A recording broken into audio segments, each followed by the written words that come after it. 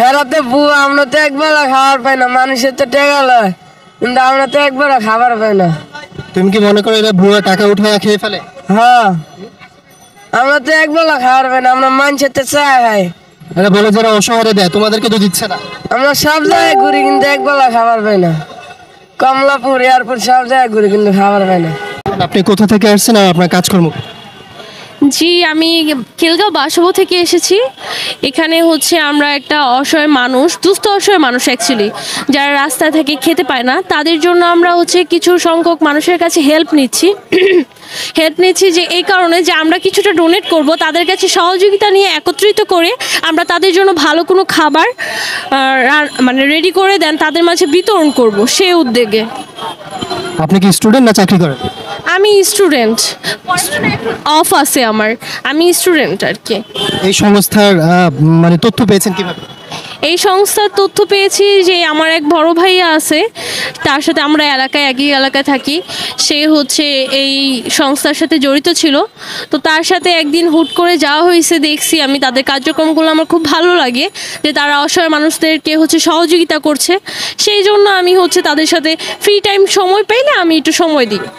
আপনাদের অফিস কোথায়? আমাদের হচ্ছে খিলগাঁও বাসাবো খেলা মাঠে অপোজিটে আমাদের অফিসটি। খেলা মাঠে। আপনাদের অফিসের প্রধানের নাম? জি, অফিসের প্রধানের নাম কি? চেয়ারম্যানের নাম কি অ্যাকচুয়ালি আপনি যেটা মিন করতে চাচ্ছেন?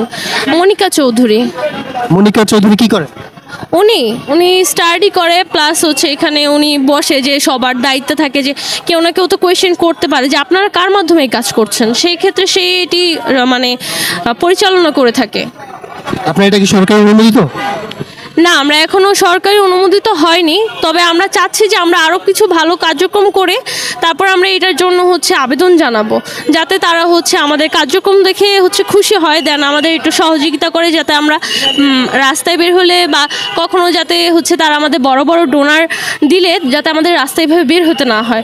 তারা ডোনেট করলে মান্থলি একটা অসহায় মানুষদের জন্য সহযোগিতা হবে। আপনি এখান থেকে কত টাকা বেতন পান? ভাইয়া বেতন পাই না, লিগালি যেটা হচ্ছে বলবো, আমরা এখানে যে দৈনন্দিন কাজ করি সেক্ষেত্রে হচ্ছে আমাদের যাতায়াত খরচ বাবদ আর লাঞ্চটা শুধু বহন করে, সেক্ষেত্রে আর কোনো কিছুই না। তাহলে আপনি ফ্রিতে কাজ করেন? ফ্রিতে কাজ করা যায়?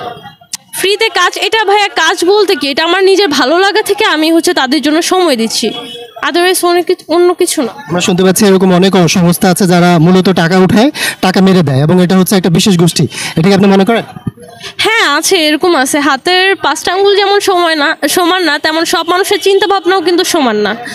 মানুষ হচ্ছে লয়ালিটি চিন্তা করে, বাট করার সময় অন্য কিছু করে। এটা আপনার সংস্থার নাম কি? ফিউচার স্বাবলম্বী।